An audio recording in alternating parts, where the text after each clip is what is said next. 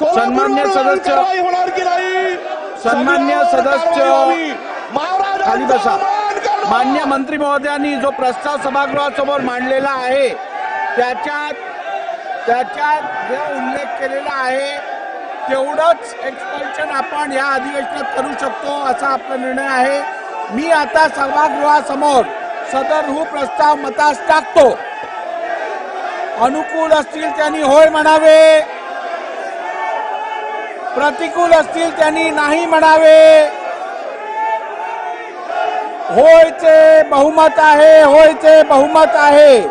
ठराव एक मताने संमत झाला। बसून घ्या, लेंग घ्या, लेंग।